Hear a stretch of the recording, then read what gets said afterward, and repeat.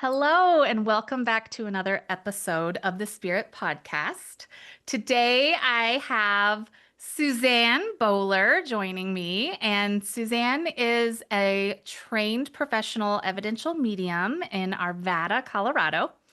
And she specializes in evidential mediumship and soul readings, as well as doing spiritual mentoring. Is that correct? Did I say that all correctly? Yes, you did. Thank you, Okay. Pearl. It's wonderful to be here. Yeah, I'm so happy to have you. And we've known each other for years at this point. We met when we were developing early on with Anthony Mraka, I think. Is that right? Correct. And Cool. I think that's been almost 10 years ago. I want to say it's been a minute. It's It's been a been while. It's been a minute, and I look back on that time as just so sacred and special and meeting such cool people. So you're just one of the fantastic mediums that I met, and I've been able to witness you giving readings and was blown away. I Oh, remember sitting in one of your group readings, and my favorite thing about the way that you work is you're very grounded and practical and relatable. There's nothing to be what's the word? I was gonna say offended, but like of course not offended. But there's no airs about you. You're just very relatable in the way that you communicate spirit. And I really, really appreciate that style and also the evidential piece of bringing in really concrete evidence so that the person you're reading for knows it's their people before you go into messages. And also, your messages are really beautiful as well. So, oh, thank you so yes, much. I'm a I big can fan. hang out with you all day long. Oh, I know. And what's funny is we're not far from one another. Is it like a No, 40-minute trip and we haven't gotten maybe together in that. person? Maybe that. I don't even know if it's 40 minutes. I would say it's probably like maybe 20 or 30 minutes, honestly. Well, we'll have to make it happen at Yes. some point. I know you're really busy. I follow you on social media, so I know that you have your grandkids around you a lot. Yes. And I love, before we started recording, we were talking about your beautiful garden that I love that you post pictures of it. And I don't know, I just always see like animals. Like I feel like you've got a little bit of that Snow White quality, or is that the Oh, right it's pretty princess? bad. Yeah, it's pretty bad. Yeah. And so let me just jump right in with questions about do you find so probably this is just a personal like preference. You love the outdoors, you love your garden. Do you find that your mediumship turns on with the animals? Do you have these like nonverbal communications with Well, the you know, animal it's it's kingdom? it's funny because I actually think I do. And I think of course that's what I think, right? I'll probably die trying to make friends with some wild animal like, no, they love me. No, they don't. So I mean, but I kind of tend to think I have a compassion and a deep love of nature and of life and in all varieties. And I hate to see suffering in any sense of the imagination. So if I think somebody's hungry, they're going to get some food. It's just, Yeah. and maybe it's the mother in me. I don't know, but I'm always kind of gathering up the little animals, gathering them all towards me. So yeah. Yeah, that's awesome. I love to see it, and I love when you share about that.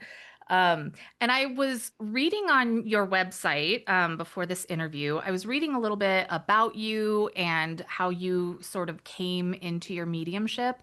And I read that you talked about always kind of having this ability at a young age and Mhm. seeing spirit.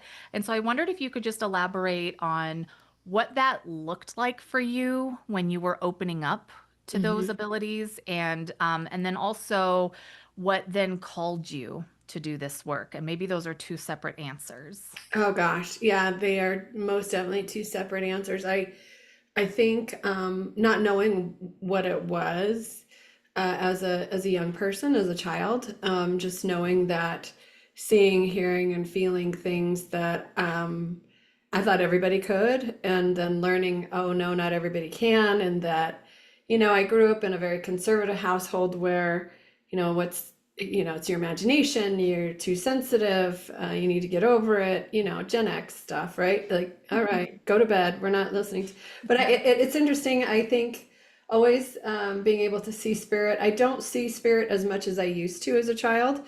I used to be able to actually see people walking through the house and stuff like that. I don't now that I'm older. Um, but it took me a long time to realize it wasn't a curse Mm. and that there was a lot of beauty in it and there's a lot of meaning to it. And one of the things that, and we talked about Anthony Morocco a little bit, but he said something to me years ago that resonated for me. He said, well, people, they're spirits, that are unsettled or with you, whatever you would like to call it. I think they're just coming down to visit personally, but they just don't have their bodies. They're just people. And it was like, oh my gosh, like a light went off. I was like, well, there isn't any reason to be afraid of these souls or these people. They know that it's like they know you're a medium and they're just kind of hanging about waiting for you to make that communication, right? So, but I didn't know that then, and it was terrifying. But so as I grew up, in high school, especially, we'd go to parties and things like that, and I would read tarot cards, and I would give people psychic readings, and then eventually I'd just have like this whole bunch of people around me, and not really even knowing what I was doing, but having, it felt at home to me. It felt natural to me. Like I had no idea how I knew how to do these things.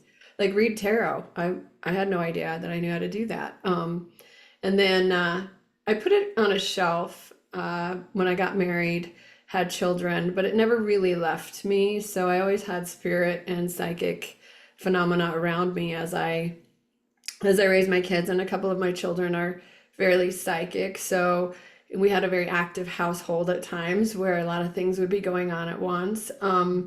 And I think it was until I have four children, and so my youngest, my son, was in high school, and I found myself with more time on my hands, and my career as a fitness and personal trainer was winding down, um, to where, hey, I'm in my late 40s. I don't want to be teaching classes anymore. So it's like, who am I? Why am I here? What's my journey for? And that took me on not just a mediumship journey, but a healing journey, which is where it started, was how do I fix this? And, because I think mediumship and psychic stuff comes with a price. It comes with high anxiety. It comes with sensitivities. It comes with, why am I so different? Why are people, I'm always, oh, you're too sensitive. Get over it. Why are you upset about this? And finally, it's like, you know what? I'm just the way I am, and it's perfectly fine. And I need to figure out how to deal with this. Who am I anyway? And I started giving readings for free, to friends, and actually my son's moms, the sons of the other kids' moms would come, and pretty soon they started giving me money for my readings. And so I was like, oh, this is a thing. I can do this. So that's kind of where it took off. Oh, that's so cool. It sounds like it really happened organically for you. I It love it. did. Yeah, that's really cool. So, I'd love any advice or insight that you have to share on how to support kids who might be sensitive or psychic themselves. And I guess what are the benefits of children having a mother as a medium? Like what have you noticed is really helpful in raising them with their sensitivities? I believed everything they said.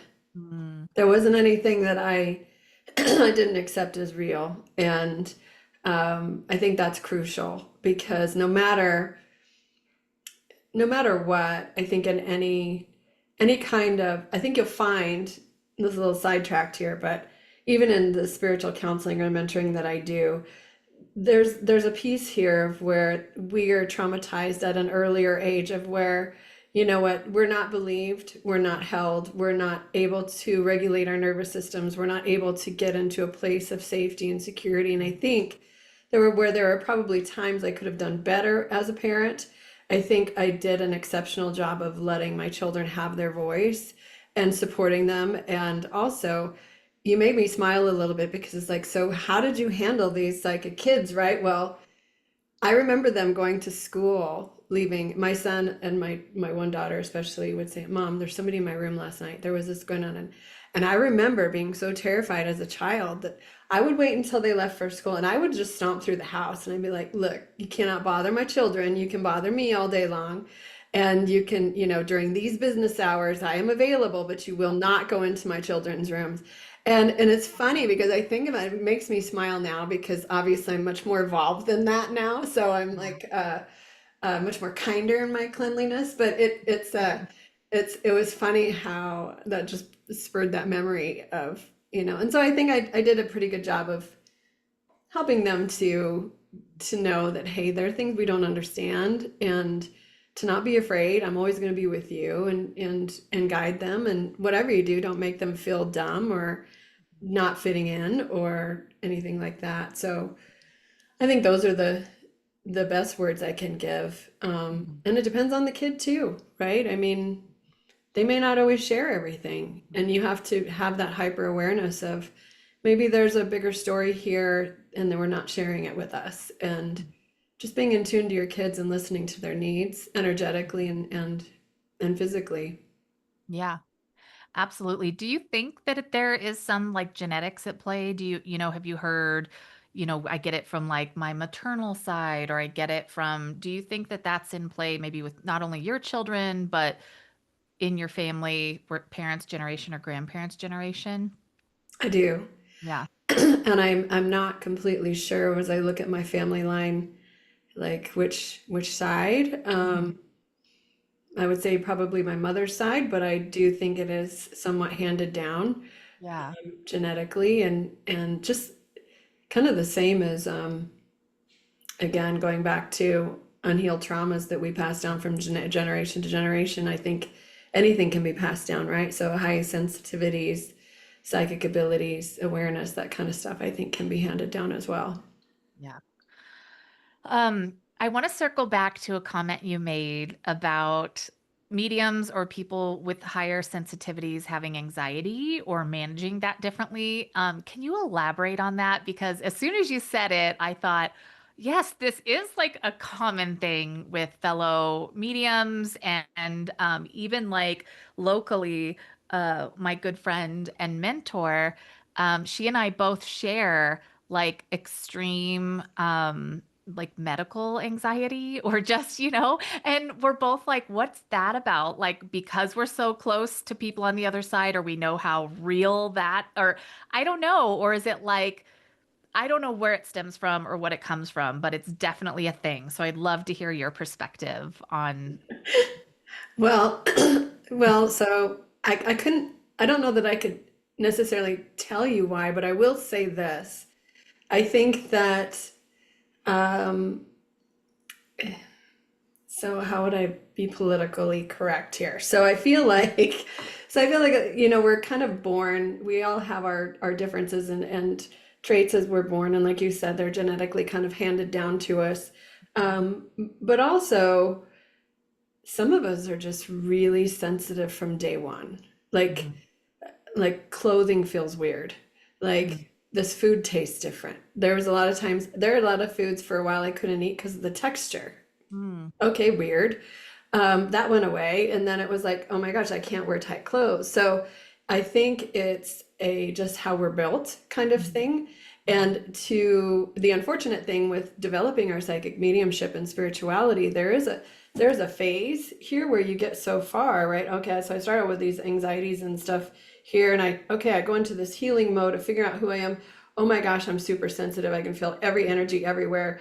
And oh my God. And now I've come to a place of where, oh, I understand this. I know why I'm feeling this. I know that this is important for my work because it actually helps me to feel that energy that's coming through that I need to. But it does come with some management because you have to be able to manage those anxieties, those fears, those things. And because we're still very earthbound, we Mhm. have to figure out what works for us. How do I soothe this nervous system and kind of separate it from my work and say, okay, this is the time and energy for me to focus on this. Now I'm going back down into my earth energy and being mindful and grounded and connected. And it's a shift. So Mhm. when I'm working, like people will say to me, well, do you just go up to people in grocery stores and give them readings? Absolutely not. Why on earth would I take this sacred, beautiful gift that I have and lambaste somebody with, hey, your dead grandma's here? How scary. Like, and I wouldn't want to walk around that open anymore. And it's never received well when it catches people off guard. I mean, No, maybe occasionally, yes, but and I think on these TV shows when like Teresa Caputo is doing that, they sign contracts ahead of time. They know it's I coming. hope so. It's a different thing. Yeah, I That's my hope. I hope that's think true. so. I think so. So piggybacking off of that thought, that big question people probably come to you with, because I've heard it time and time again, how do you tell anxiety from intuition? Like how do you even kind of have that sometimes? I don't know. I always use an example of like I was taking a flight and I have flying anxiety and then I started to work myself up because I thought, well, what if this is an intuition? I would know, you know? And Right. I had to call in. The thing that helped me is calling in specifically my mom and her soothing me and me believing her telling me it's going to be okay. They laugh at me sometimes. That probably spirit laughs at us in these moments. But if people don't have that confidence developed yet with their spirit team or guides or angels, what would you say to somebody kind of questioning, is this anxiety or intuition? What's something that can help them navigate that? Well, and it's not a popular answer. It is not, and it's gonna sound so cliche, but meditation is key to Mhm, knowing your voice and to knowing spirit voice and to knowing what's real, mhm, what's perceived, and what you can believe. And in doing that with just getting to know you, mhm. like Yeah. what do I truly feel in these moments? And creating a relationship with your guides, Yes. Yes. huge. Yes. Yeah, Absolutely. I agree 100%. And I say the same thing. I guess there's no real easy way. there isn't, darn Um, it. yeah, except I mean, I guess like the easier answer, taking the intuition out of the question is like, well, what's worrying gonna do about it anyway? So just, Right, just right, relax, because we don't have as much control as we think in life. right. Mhm. Well, you bring up something, a funny thought for me is we were visiting the British Columbia area, Mhm. and it's one of my favorite areas. We got to see the Butchart Gardens and all of that. And so I'm afraid of heights terribly, always have been. And I think it was probably midway through my development as a medium and my healing journey that we had taken this vacation, and there was this huge zip line, and nobody was in line for it. And I was like, let's do this. And my husband's like, what is wrong with you? I'm like, no, I want to do it. He's like, are you sure? I'm like, yeah. Out And of it was character. suddenly this epiphany of why should I worry about something I can't control? And I want to experience this and have fun and not. And I just figured, if I die, I'll just do the same thing there that I'm doing here. So whatever, I understood it better. Helped me to live without fear. And so I laughed about that a lot because everybody was like, what? Yeah, that's so great. And that's that old school kind of advice. And it reminds me again on a different flight with my mom where I had less anxiety. I mean, my mom was in spirit. I was by myself and I was kind of like relaxing a little bit. And I heard my mom laughing at me, being like, it's supposed to be fun. Yeah. Like this is the future. We're living in the future. You can get on an airplane. And I was looking at the mountains below me. And I think that's even great advice for life. It It's is. supposed to be fun. And I think a lot of developing mediums and people going through spiritual awakenings, and this is a mistake that I made. I went so headstrong into my mediumship that I forgot to live life, right? Yeah. There are parts like, hey, don't forget, you like to be out in the garden. You like to be outside. You like to do, oh, what? No, no, I've got to give 20 readings today. Are you kidding? I've got an agenda. And it was like, no, part of this development is living your earthly life to its fullest. But I love that because what I hear in you saying that is that you really followed the calling and took it very seriously. And there was a concentrated moment Oh, big time. of development so you could do the work. Absolutely. Yeah. Yeah. I was literally possessed, I think. Yeah, I know. I can relate to that. Like you feel the calling and then it's like a roller coaster, like hold on tight. Because there's that whole like, I didn't like it at the time when I heard it, that phrase or description of dark night of the soul. You know? What it sounds so creepy. Like, what? Right, I right. know.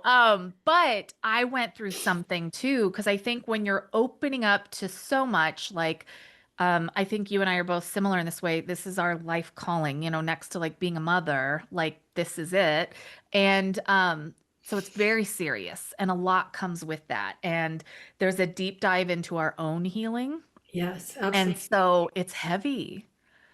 And you come out of it and you're like still a baby medium and you know you can do it. And then you're uphill battle against like, what are people going to think of me? I have to do this every time I do a reading, just kind of jump into the abyss and have spirit catch me with like evidential information, like, Yeah.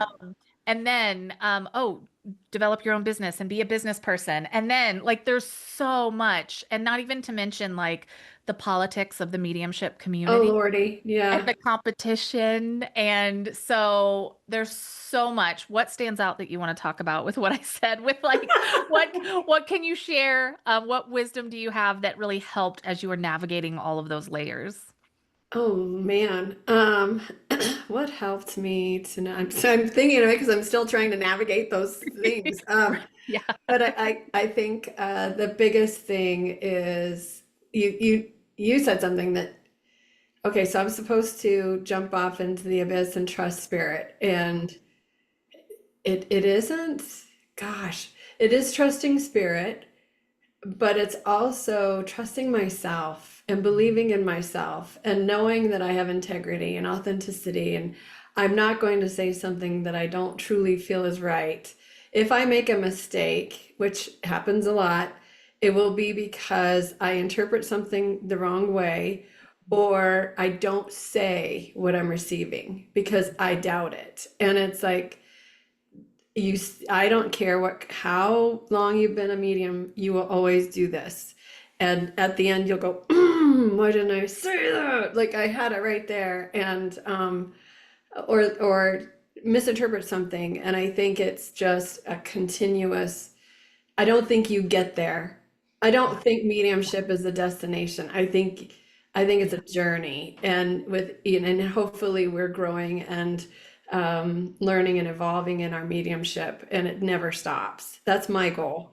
But I don't know that we get to that place of perfection and peace. And if we do, then it's a different medium because it's not me. I can tell you Yeah. that. Yeah. As you're talking, so many things kind of was like coming to me as you were talking. Have you ever had the thought or wonder if when we're on the other side as working mediums here, if on the other side we're helping spirit communicate with like They're people mediums. the Yes. way that we That's what I when I was doing the zip lining, I'm like, I'll probably be a medium for dead people. I'll be like, okay, well, she's washing her hair right now. It'd be a good time to just drop in with a message. What do you want to say? she's away from her 4 or 5 kids right now. Yeah. Now's the time. Yeah. She's in a really good dream. Let's do this. You want to go see her? Let's do it. Yeah. Yeah. I know, and that's why, there's these statements too, kind of coming back to there's so much to talk about on this topic, um and what you said about always being a developing medium, and we're shifting and changing and growing. It really took like, I want to say, a solid 3 years for me to not be nervous before reading. Like Oh man, there's still times when I'm years. nervous. It Yeah, just but no, I but I think get you. I And get I you. think when I'm nervous now, I'm picking up on the client. Yeah. Like, because it happens so infrequently now. I mean, but it does still happen. But generally, I feel like, okay, this is going to be fun. Like, Yeah. Oh, this is going to be excitement. great. Yeah. Yeah. But it took years. So that's why I feel like when there's that controversial statement, like, is everybody a medium, or are certain people a medium? And I think like both can be true, because while everybody can develop their abilities, it takes a certain kind of person to go through 3 years of like really intense nerves, like before a reading. Like I just think that there's so much that goes into this work that people don't understand, that sometimes people just think, well, I'm not going to do it professionally, or, I'm going to use it in this way that's a little different. Or do you know what I mean? Like Mhm. everybody can find their way with it differently. Um, so I don't know. Do you have anything to say to Well, that? I think if you're not nervous, then you probably need to revisit what you're doing. Because, I Oh, mean, if you're not nervous and you're jumping in and you're giving perfect readings, good on you. Go yeah, for it. yeah, But if you're not getting nervous and you're just coming up with junk during a yeah, reading, then it's like, okay, yeah, this might not be the journey for you. No, as far as everybody developing their mediumship, I absolutely believe that you can do that. I think I have found in my experience that people are grief pushes a lot of people into mediumship. mhm, Their desire and yeah, connection, or wanting to make that deep connection with their loved ones in spirit, and letting them know that they're real and that they're there. And usually that is, I just want to talk to this person all day long, right? yeah, And that's good on them. But for as far as developing mediumship, or I think my husband has absolutely no interest in mediumship whatsoever. He loves what I do. He thinks it's great. He's supportive, yeah. but he has no desire. And he will have little psychic hits there, and oh, I dreamed about this last night. That's weird. And it's like, yeah, of course you did. That's because it's spirit trying to connect with you. Oh, it is not.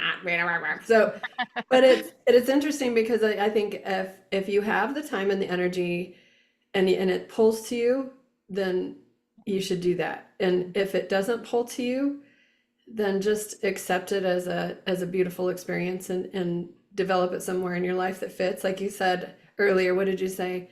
For healing reasons, or for Right. um, you know, It's like development. the showmanship that just bugs me. Like that's not what this is about. Yeah. I think it serves me well that I did a lot of public speaking when I was younger and I was in theater, so I know what it's like to kind of like hold an audience. I guess that comes in handy for group readings and like, doing that. But the performative aspect or the party trick or when people have questions that make me feel like it's not this flashy thing that I'm trying to prove something. It's a sacred container, a moment of proof of heaven.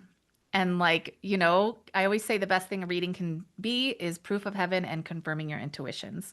Um, because we all have these abilities and it's incredibly sacred and holy and all of those things. So, yes, I think when you're developing the nerves are so real because especially if you want to, I mean, it could be this person's only time that they're ever going to go to a medium.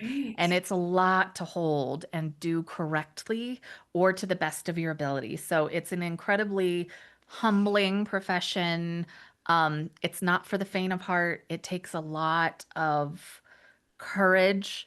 Um, and I can't believe I made it through. Like I guess I'm just in a place of being more comfortable with it because I trust spirit so much at this point. Me too. But man, there were so many times that I questioned, like, is it worth the anxiety inducing and I think there were also years of finding my correct rhythm with what the balance is with my home life and what I can do for work in a reading. So, one of my favorite questions for every medium is what do you do for self-care? Like, what's your best way to take good care of yourself to be able to show up and do this work as authentically as you do? It's funny you asked me that, because um, I was thinking about it this morning, about, okay, so I am a retired personal trainer and fitness instructor. So fitness and exercise have always helped me to feel grounded and deal with my anxiety Mhm. before I was a medium. So it definitely helps me now. One thing that I'm realizing that's been pretty impactful for me over the last few years is what I consume.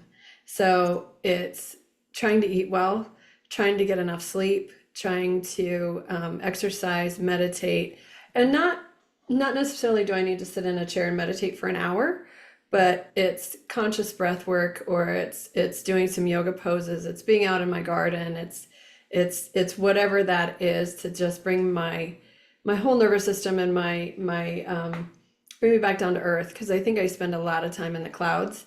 So it's it's not surprising, right? But it's nice to just reconnect and playing with my kids, living life, right? Just living life helps me to cope with it.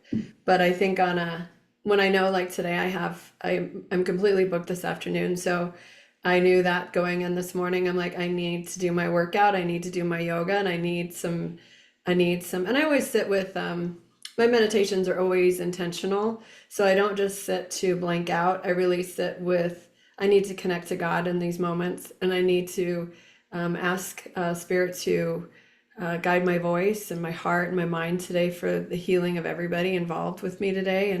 And that somehow just like is a blanket of peace for me. And it helps me to kind of cope with the busy day and to get on with it and know that like you said, it takes time to develop the relationship and that faith in God and Spirit to cover you. And you know what? Even when you do make mistakes in your readings or have these little blurbs, I still have your back. Yeah. I'm going to show up. You just be patient. One of the mistakes I think, and maybe this isn't for you, but I know that when I was early on in my mediumship, I would make a mistake and go blank and say goodbye.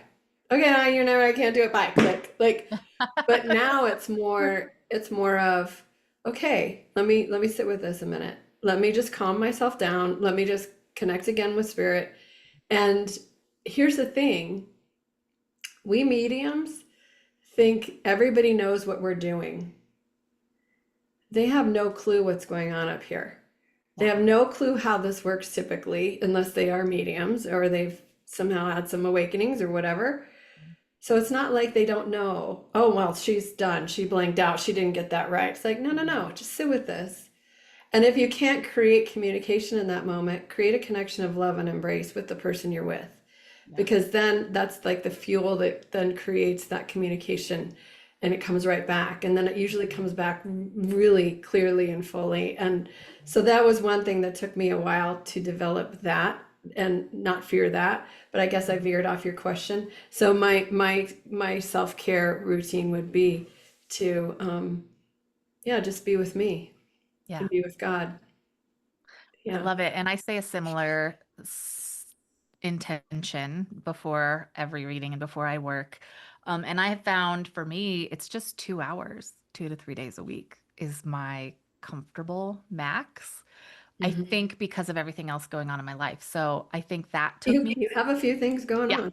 I think that took me a while to figure out. So I wonder too, do you have like a limit? I think that's kind of a common thing as well for working mediums. Do you find that you do, or does that just shift or change, or do you take time off to take humaning breaks? Yeah. So absolutely. And one of the greatest things about being self-employed, I guess, is that I can look at a schedule a month out and go, okay, I'm taking these days off. This summer is my last summer with my little grandkids, so they get the majority of my time. So yeah, I probably do 3 to 4 readings, 3 to 4 days a week. That's Yeah. probably, and then, but also, I'll teach classes in there. I'll do some mentorships with other developing mediums. So, it just depends. Like, I think, my days, sometimes my husband teases me. He's like, what are you, a 10 to 6 kind of gal now? I'm like, yeah, I have to Yeah. thaw out in the morning and then I can get going. And Oh, so, fun. but it's funny, that's my 10 to 6 usually from, yeah, 3 or 4 days a week. Nice. Yeah, it's nice to have like that what feels good. Because I think it changes for everybody doing this Oh, work, it like does. what you have the capacity to do. Um, so let's see. So much of it does depend on what you're going through in your life. Like, Absolutely. if you're arguing with your husband or your kids are acting up or something, it's just like, I don't have it today. I don't feel like I can be there for anybody, but yeah. I had pretty recently I got the news that my grandfather passed away, and Oh, I'm so sorry. 30 to thanks 30 to 40 minutes later I had a group reading Oh that like my. was scheduled. They were already there. Do you know what I mean? So there Yeah. was no backing out. And, interestingly, something similar happened when my grandmother died, his wife, the year prior. I found out she had passed away, and I was outside my office. about to do a reading, and I found that it went okay because I was almost like in a state of grief with the person, and so it didn't like change anything. I mean the readings, it didn't impact the way that I gave a reading or that I facilitated spirit communication. But I noticed that my grief was like postponed. And it took like, it wasn't until like 3 or 4 days later that I was able to like integrate the grief and actually process it and cry. And I thought that was so interesting because it's like, I think we have that ability as mediums to kind of turn things off and on to do our work. So I didn't expect such a delay with the grief.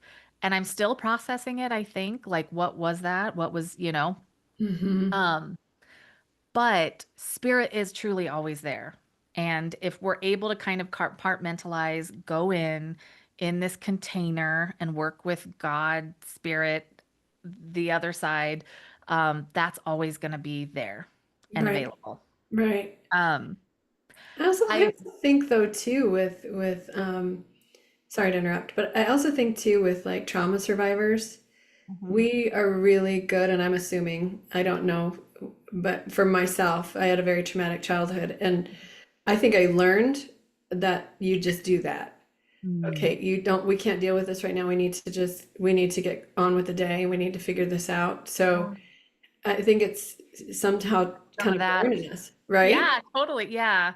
Yeah, that makes a lot of sense. There's a probably more going on with that. But I think normally in life I wouldn't really uh kind of put deal with the situation and put a brave face on and go handle it. Sure. I might give myself different, but I think this work just requires so much of us that like we Yeah. just do it. Yeah, absolutely. I agree. So, when I hear you talking about God, I'm so curious how your relationship with God has changed doing this work. Did you have a relationship before doing this work? What has that been for you? Well, I'm glad you asked that. So a lot of people are kind of turned off by hearing God, right? Or because they have some wounds from their religious background or whatever that is, right? For them. I was raised in a Lutheran household, and we didn't go to church all the time, but my relationship with God was that he was the guy with the white beard and a cane on, in the clouds, just, yeah, just ready to strike me to HE double hockey sticks anytime, but I think as I've again done my own healing work and developed my relationship with spirit, and um, God is not God is in every living thing. So God is, like we had brought up with the animals, you brought up, with my garden, with the plants, with earth, with the moon, the sky, the stars, each other. Mhm. God is breathing and walking and living around us and among us and all the good things that we see. And so my relationship with God is more about life force or source. Mhm. And so for me, when I say the word God, brings me great peace, to know that I'm a part of something bigger than just out here on my own in this Yeah. 3D world doing my thing. It gives me connection, and faith is super important for me in my work. Um, So, has spirit shown you this? How have you really come to know everything you just I said? think spirit has shown me that. Because, and I don't know if this is true for you, but when I first took the leap into mediumship, I was a psychic reader for a long time, doing my tarot and intuitive readings and stuff. And opening the door to the ghost that scared me so badly when I was a child terrified me, literally. And I was very afraid to open that door to what I couldn't see. And it took a long time for me to feel like, oh, I can gradually open this door. I'm safe. I know that my intentions are good. I know that, and it was like a softening, if you will. It was just like a continual work on, no, I'm here for you. I Mhm. have you. You're doing exactly what you're supposed to be doing. And I can't tell you exactly where that came from. I think it came from God. I think it came from my guides. But I do feel like the more that grew and the safer that I was, there are times when I have been in some pretty sketchy situations, unfortunately, in the last couple of years. I won't go into great detail, but I look at that, I go, I should have been scared to death. What was I thinking? But the whole time I'm like, no, I got this. No, this is good. I got it. Somebody's got my back. And it's just that faith that you build and knowing. It's such great love. It's such overwhelming love. There are times in mediumships where I'll just sit and cry, or not in medium, but in meditations of just, this is beautiful. I mean, it feels so lovely to be in this place. So, And I think doing this work, aside from like specific things that help us know this to be true, but I think just being witness to proof of heaven and proof of oh, the side absolutely. is like, made me way more of a believer in all of this than ever before. And that's why, because I still use tarot readings, but I find it so interesting when people have this negative fear of what we do. And I even have, I don't know if you've experienced it in your family. I have not close family, but distant family that have sent me things that, that to try to save me because of this work. And the irony is, I am more a believer and have faith and trust than ever before in my life. So, Right. what do you have to say about that? Have you had that same experience? Oh, yeah, I still have. Yeah. So, my husband grew up in a Mormon household, and they're very firm in their beliefs about right and wrong and things. And so I very much don't fit in with a lot of pockets of his family. Mhm. They still question, and that's hard. But again, witnessing, like you said, the evidence of mediumship, like what was there was a little chunk the other day that I just thought was so. Oh, this I was doing this reading in this in the and I said, "Oh, mom is telling me that she had a difficult pregnancy with your brother, and that's why he's the favorite one." And she's like, "Oh my God, you knew that?" I'm like, "Well, she's telling me that." And it's so and it was like nobody's ever known that she had nobody's ever brought that up. And it's like that is so cool right there. If that's not a chunk or a piece, and that's, when you say evidential, and I know you're an evidential medium as well, is that this is what brings God into the mix. This is what brings that. No, your loved ones are here with you. They're witnessing your life. They are. I read something the other day that brought me a little chuckle too. Of so this is just obviously a theory. We can't prove this, but there's a theory of where someone passes and immediately they turn and their loved ones are right behind them. That's how quickly time works Mhm. where they are. Mhm. Where we are, it's like, oh, it's a lifetime without them. Yeah. But for them, it's like this. And I thought about that, and we don't really know how this all works. We Yeah. just know that it works, and we just know that there's something to this, right? Mhm. But as for not being accepted and being saved, I've had several people try to save me, yes, from the brinks of talking to demons and yeah. Oh, Yeah. yeah. I've had people get readings and then leave and say, "Oh, I can't see you again," because yeah, I don't Yeah. know who you're talking to. Yeah. I'm talking to your Oh, grandmother. yeah, Hello. it's so interesting if they only knew. So I try to I know the word God can be offensive to people, but I've kind of shifted into I work in God's white light. Me too. And this is, and I do think it puts people more at ease than not, Yeah. because we do get a lot of people who have some sort of religious understanding or upbringing, um and none of it's bad. Yeah, I mean, not to take away from the fact that there's trauma that people have and there's abuse in any kind of Yeah, um, absolutely. organized group of some kind, but overwhelmingly there's so much to take from so many teachings around the world about goodness Oh my and gosh, right? God and kindness. And, I really, especially, I think deep dived into the spiritualist church and their message and some of that, being so far from England and where it's more prominent. I really like a lot of the messaging, and it's so interesting how much more I think mediumship is accepted over there, and it really is this holy experience. And I wish we had more of that over here, and it Right. wasn't like taboo, because I still get a little irked if I'm visiting somewhere and there's like a neon sign that says like psychic Psychic. and yeah, or like, and sometimes it's like palm reader and things that I'm like, and not that that can't be true or real, but it's so kitschy and like, Yeah. and Yeah. No, it just I'm like, makes it's me so roll funny my that eyes. yeah, exactly, I know. You So guys I are giving us a bad name. know. Stop it. I really hope that there is a turning of the tides, and people like us and so many others like us are just doing this work professionally. You wouldn't even know from the outside looking at us that the work we do, we're not, traditionally like, I don't know, You I don't just have your crystal ball in front of exactly you. right. And yeah, Exactly. exactly. Yeah. And that it can just be normalized, and that it is sacred and holy work, and that yeah, it stops getting a bad rap for whatever reason. I do hope and I do think there's a shift happening. I think so too. I think there's a lot more mediums than there used to be, and I think it's more accepted as it used to be.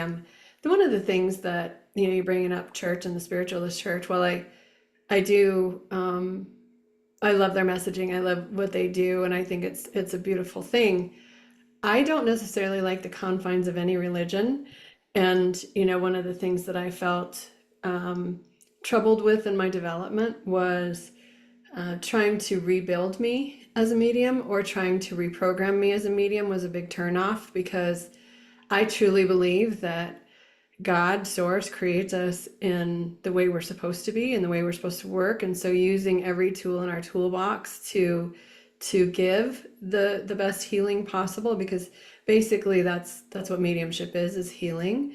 And so I kind of, whereas I don't know that they would be as patient with me if I were in one of their classes for sure, but because I know they weren't. But Well, that was using my question. So did you develop with maybe more traditional English mediums who were from the spiritualist church? Did you have that experience yourself? And you found I I understand what you're saying. Like they want to fit you in a box with the way you communicate with spirit, and there's yeah, not like this recipe that works for everybody. right, Or right, doesn't need to be. right. No, Yeah. so I think I started out that way. Mm. I started off that way, and honestly, I just felt kind of bad about myself a lot after some of these classes and meetings. I was like, I don't fit in here. Like this isn't going to work for me, and I think it didn't resonate with me. And I think that's where I found Anthony was like, oh, he's a real person doing real things and speaking real stuff that I understand, very down to earth, very, you know, Practical. yeah. And you're like, okay, I can do this. Yeah. Where and I think that's important for everyone to find their mentor that they can resonate with, that suits them. Now, I think I'm not absolutely not bashing the spiritualist church because there's some really amazing mediums coming out of there, but their style just didn't appeal to me and it didn't resonate with me. Yeah. Um, and I think that's true with any, it's like Yeah. being Jewish and kind of trying to be Catholic. It doesn't resonate. It doesn't fit. So, Yeah, and I think just if people are listening who might not know the specifics of what we're talking about, I think traditionally there's a name, rank, serial number that they teach that you kind of have to hit on these specific evidential pieces for the sitter or the person that you're working with to believe you. And so I think you touched on there's so much more to it. And we don't have to be so rigid and hard yeah, on ourselves if we get it yeah, wrong. And I had that same experience learning from somebody similar.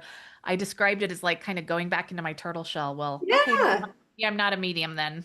yeah. Forget it. And I can't do this. because you're Yeah, so sensitive opening up to it, it can really do that to you. yeah. It can So be traumatizing. yes, absolutely. And even still, like, I know I've worked with mediums that might be so specific on like study this and study that and learn geography or like no, spirit's gonna use my knowledge and understanding.